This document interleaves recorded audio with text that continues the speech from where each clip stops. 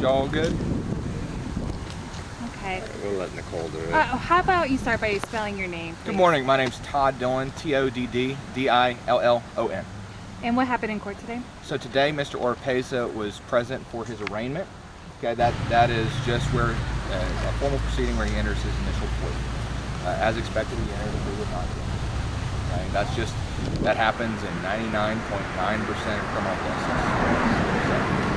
That after today, we just start the process of coming back to court. The defense indicated that they are working on their mitigation evidence. They're conducting their own investigation.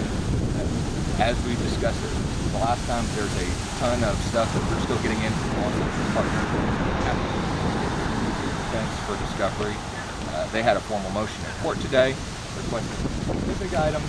We'll comply with the court order as we all as well. And the judge did sign off. That's correct. Okay. So it's now on. Okay. And then can you talk about Well, it's a very small county. Pretty open. Given the serious nature of this, we just wanted to make sure that we had every way to handle any situation that may arise. It's better to have it and not need it than need it and not have it, and that's why we had the security presence out here today. Have there been any security threats or anything like that against Oropeza? No, not that I'm aware of. Or against the county? That's not specific to just this case. There's several, so nothing special, nothing specific. No, sir. And where witnesses or I saw like 6 people sitting there. Are they related to the case or not? Right. So our policy at the DA's office here in San Jacinto County is to always encourage victims, family of victims, to attend court. This is their courthouse. We just work out of it. They're encouraged to come. Those individuals came today to take part of it. The defense counsel seemed to be making an issue of the response time and the training of the dispatchers. What impact does that have on the actions that Mr. Oropeza did or did not? Reasonable minds can differ on whether that's material or relevant.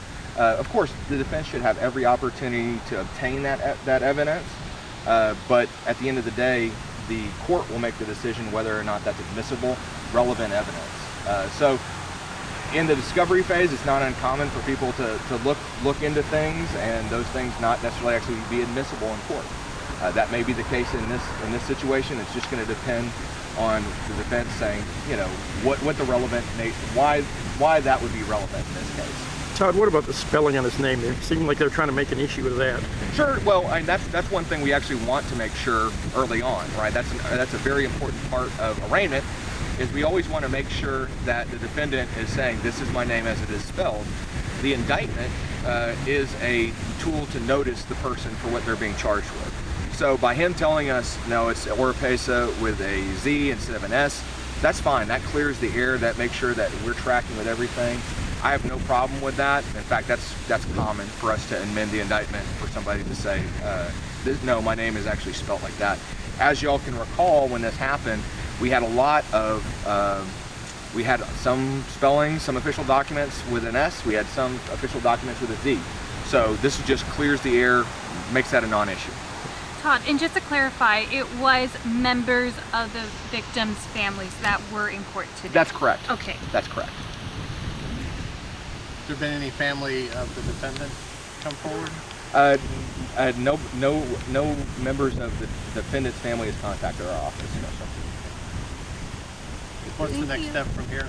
Next step from here is discovery will be ongoing. Of course, we will be kind of proceeding in our investigation as far as we have a complete investigation that was given to us by law enforcement.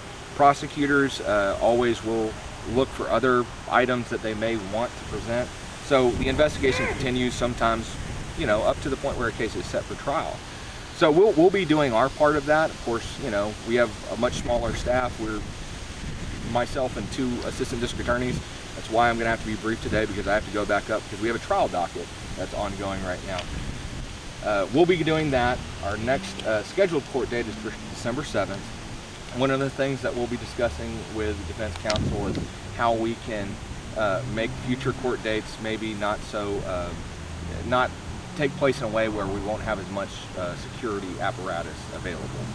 That's just something that we had to do today.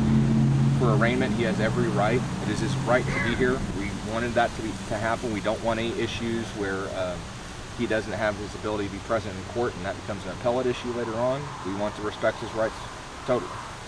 Are you saying that you might, for status hearings and things like that, you might use a Zoom hearing or something? If it's okay with the defense counsel and if we think that it's going to comply with his due process rights, that may be an option. It's just kind of hard to say right now.